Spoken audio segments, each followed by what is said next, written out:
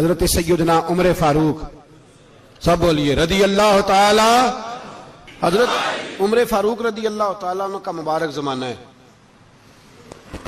حضرت عمر نے فوج بھیجی ایران کے حکمران کے ساتھ جہاد کرنے۔ ایران کے بادشاہ نے 2 عیسائی جاسوس بھیجے، کہنے لگا ذرا پتہ تو کرو مسلمانوں کا رات کا طریقہ کیا ہے، میں صف بندی کراتا ہوں۔ وہ ساری رات صف بندی کراتا رہا، 2 جاسوس آئے مسلمانوں کی معلومات کرنے۔ معلومات کر کے جب واپس گئے تو حضرت عمر فاروق رضی اللہ تعالیٰ عنہ کے سپاہیوں کو دیکھا، غور سے پلٹے تو بادشاہ کہنے لگا کیا حال دیکھ کے آئے ہو؟ کہنے لگا سارے مسلح پہ بیٹھے ہوئے، جتنے گھنٹے ہم وہاں رہے ہیں مجاہدین مسلح پہ رہے ہیں، یوں لگتا ہے جیسے ان کا دنیا داری سے کوئی تعلق۔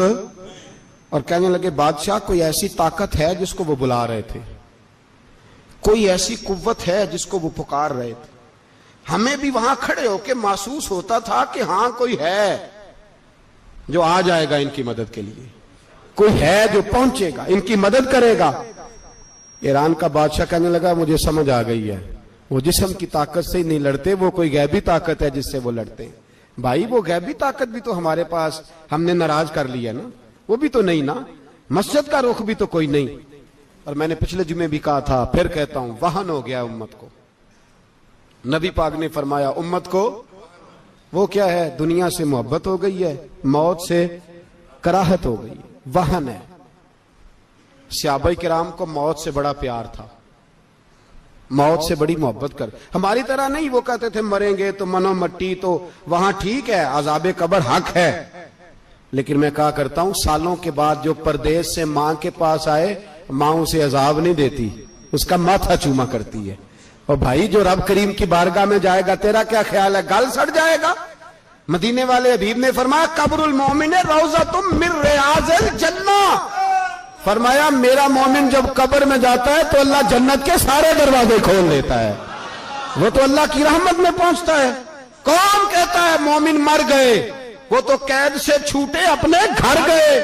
کون کہتا ہے قبر میں عذاب ہے تو صرف عذاب ہی ہے، ہاں مجرم کو سزا ملے گی، لیکن مومن ہمیشہ جہنم میں، وہ بالآخر جنت میں جائے گا، بالآخر جنت میں جائے گا۔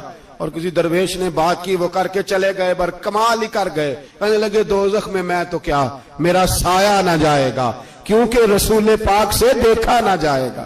نبی پاک سید عالم علیہ السلام کے غلام تو دیکھو نا، ساری زندگی عمر فاروق، بخاری پڑھو تو صحیح، ساری زندگی عمر ہر نماز کے بعد کہتے تھے اللہم ارزقنا شہادت فی سبیلک، اللہ بسترے پہ موت نہ دینا، موت مجھے شہادت کی دینا۔ حضرت سیدنا مولا علی شیر خدا کرم اللہ تعالیٰ وجہ الکریم ساری زندگی کہتے رہے اللہ علی نے میدان میں عمر گزاری ہے، اسے شہادت کی موت عطا فرما۔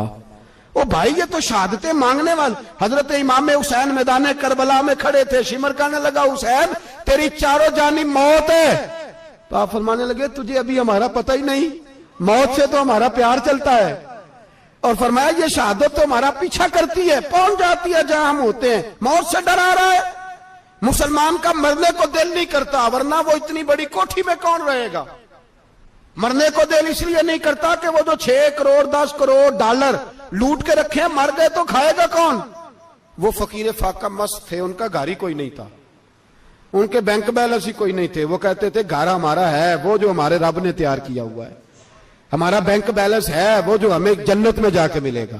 ان کا تو یہ کھاتا ہی کوئی نہیں تھا، اس لیے وہ شہادت کی۔ حضرت عمر بن جموع رضی اللہ تعالیٰ عنہ میدان احد میں 4 بیٹے لے کے آئے۔ کتنے بیٹے؟ بول کے بتائے۔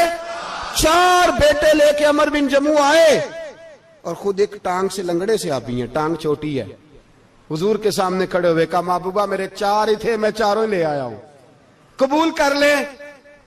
تو حضور نے فرمایا تو کیوں تلوار اوڑے آیا ہے، یہ تو نے کیوں گلے میں اسلحہ ڈالا ہوا ہے؟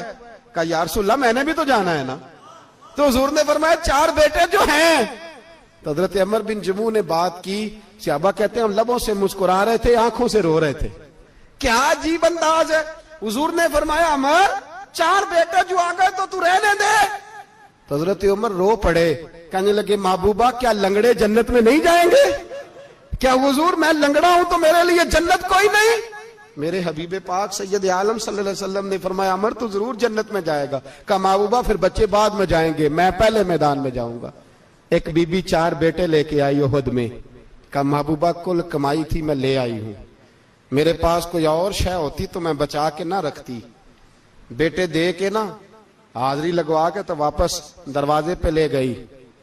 تو حضرت سیدنا عبداللہ ابن عمر فرماتے ہیں بی بی بول رہی تھی تو میرا جذبہ جہاد بڑھ رہا تھا.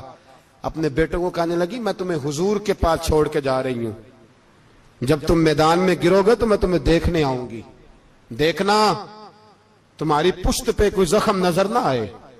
جتنے تیر کھانے ہوئے سینے پہ کھانا, جتنے تلواروں کے نیزوں کے زخم برداشت کرنے ہوئے یہاں کھانا, پشت پہ زخم نظر نہ آئے. حضرت عبداللہ ابن عمر فرماتے ہو بی بی کی گفتگو میرا جذبہ جہاد بڑھا رہی تھی. ایک بی بی 3 سال کا 4 سال کا بیٹا لیے رو رہی ہے, احد کا دن ہے. سہیلیاں پوچھتی ہیں تو کیوں روتی ہے؟ وہ کہتی ہے دیکھو میرا خامد بھی بدر میں شہید ہو گیا, بھائی اور باپ بھی. دل کرتا ہے کوئی جوان بیٹا ہوتا تو آج مصطفیٰ کے ساتھ اسے ہی بھیج دیتی. کوئی جوان میرے پاس ہے ہی 3 سال کا تو کیا کروں, 3-4 سال کا بچہ کیا کرے گا؟ پتہ نہیں کیا دلیل آئی. اچانک اٹھی, بیٹے کو سینے سے لگایا, کپڑا ڈالا, مسجد نبوی پہنچ گئی. حضرت بلال کہتے ہیں مجھے ملی, کہنے لگی بلال مجھے پتہ ہے حضور تیاری کرا رہے ہیں جنگ کی, پر 2 منٹ اگر میری ملاقات ہو جائے. بلال حبشی کہنے لگے حضور ہم ایک بی بی ضد کر رہی ہے. حضور باہر آئے, کہنے لگی حضور میں فلاں کی بیٹی, فلاں کی بہن, فلاں کی بیوہ ہوں, میں نے بدر میں 3 شہید دیے ہیں, اب میرے پاس یہ 3 سال کا لال ہی بچا ہے, بڑا فخر ہے میرا. لوگ مجھے شہید کی بیوہ, شہید کی بیٹی, شہید کی بہن کرتے. دل کرتا ہے شہید کی اماں بھی کہیں جاؤں تو میرا بیٹا لے لیں. سیدنا بلال کہتے ہیں حضور مسکرائے, کہنے لگے یہ 3 سال کا نونہال کیا کرے گا؟ کہتے ہیں اماں کا عجیب جذبہ ہے. کہنے لگی محبوبہ سنا ہے اسلحہ بھی تھوڑا ہی ہے, ڈھالیں زیادہ کوئی نہیں, میرا بیٹا ساتھ رکھ لیں, جب آپ کی طرف کوئی تیر آیا نا تو میرا بیٹا ڈھال کے اس کو ڈھال بنا کے آگے کر دینا. محبوبہ ڈھال تو بان ہی سکتا ہے نا. حضرت بلال فرماتے ہیں مصطفیٰ کریم نے فرمایا جا میں نے قبول کیا, قیامت کے دن بیٹا گھر لے جا, جب تیرا نام پکارا جائے گا تو شہید کی اماں کہہ کے ہی پکارا جائے گا, جا تو گھر لے جا. کہتے ہیں چلتے چلتے ایک غریبنی اور آ گئی, اتنی سی اٹی بان کی, اتنی سی. بلال حضور سے ملاقات ہو جائے گی. نبی پاک آ گئے تو کہا محبوبہ یہ غلبہ اسلام میں میرا بھی حصہ ڈال لیں. حضور نے فرمایا یہ کیا ہے؟ کہنے لگے حضور خامن فوت ہو گیا, اولاد اللہ نے بے نیازی سے دی نہیں, سویرے چرخہ کاٹ کے رزق حلال کھاتی ہوں, میرے پاس نا یہ اتنا سا بان ہے, ایک گھوڑے کی لگام بن جائے گی. محبوبہ حصہ تو ڈال جائے گا نا دین کے لیے, میری قبولیت ہو جائے گی. میرے حبیب نے ہاتھ اٹھائے اور دعا مانگی, کہے اللہ جتنا تو میدان کے مجاہدوں کو اجر عطا فرمائے اتنا اس غریبنی کو بھی عطا فرمانا, اتنا اسے بھی دینا. بھائی یہ جذبے تھے, یہ رنگ تھا امت مسلمہ کا, اس لیے کافر گھر میں بیٹھ کے کامپا کرتا تھا. اب اسے پتا ہے یہ اسی والی کار سے نہیں نکل سکتے, اسے پتا ہے کہ ہم نے انہیں بوتل پہ لگا دیا ہے, اب یہ پیپسی مرینڈا اور یہ پی کے کھانے کے ساتھ تو یہ مست رہتے ہیں, اب یہ نہیں نکل سکتے گھر سے, ہم نے انہیں ان چیزوں پہ لگایا ہے جو ان کے وجود کو کھوکھلا کر رہی, اب کیسے میدان میں نکلیں گے؟ وہ اس لیے نہیں ڈرتا کہ وہ تیری آسائشوں, تیری زندگی میں آنے والی سہولتوں سے آشنا ہے. موت بستر پہ بھی آ جاتی ہے, لیکن جس کو میدان میں آتی ہے وہ ساری زندگی زندہ رہتا ہے, وہ ساری زندگی زندہ رہتا ہے. بھائی مرنا تو ہے, لیکن اگر زندگی دین کے کام آئے گی تو امر ہو جاؤ گے, بچ جاؤ گے.